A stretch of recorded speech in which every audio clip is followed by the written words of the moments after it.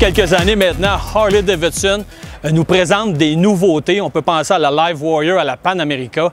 Maintenant, Harley s'attaque à une icône, la Sportster. Écoutez, elle existe depuis 1957. Compte tenu de mon âge certain, j'ai pu en essayer plusieurs générations. Et écoutez, je viens de passer la journée au guidon de cette moto-là.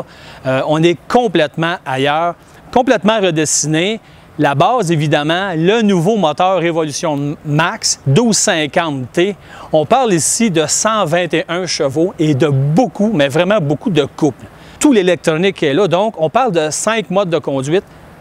Sport, route, pluie et 2 modes qu'on peut programmer. Évidemment, selon les modes qu'on sélectionne, tout s'ajuste en fonction du mode, évidemment. La puissance moteur, le freinage s'ajuste selon le mode que vous utilisez, particulièrement en mode sport, évidemment, parce qu'il y a vraiment beaucoup de puissance. Et ce qui est intéressant là-dedans, c'est que la puissance est linéaire, donc vous avez beaucoup de couple à bas et moyen régime, contrairement à ce qu'on trouve chez la Pan America, parce qu'on parle quand même de la même base de moteur. En mode route, beaucoup plus doux. Donc, si vous voulez rouler en ville, ou campagne, ou sentir moins de coups, quand même, ça développe quand même beaucoup de chevaux, beaucoup de puissance, mais tout s'ajuste. Quand on parle de freinage, on a même le freinage en courbe.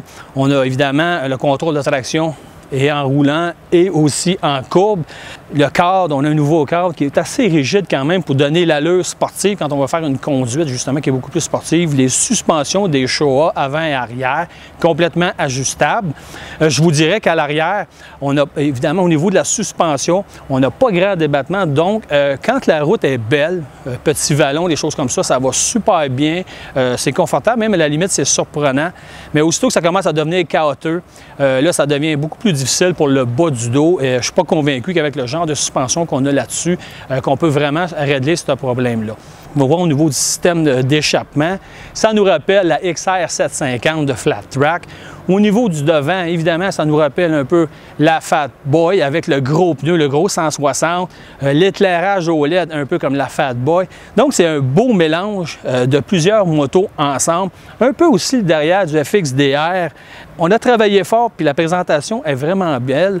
On a aussi au niveau du cadran, complètement électronique, connectable. Ça prend quand même un casque qu'on peut connecter donc avec Bluetooth, on va être capable, téléphone, musique, etc. Parce qu'il n'y a aucun haut-parleur là-dessus. Tout ça passe à travers le casque. Et au niveau de la navigation, évidemment, ça prend l'application Harley-Davidson.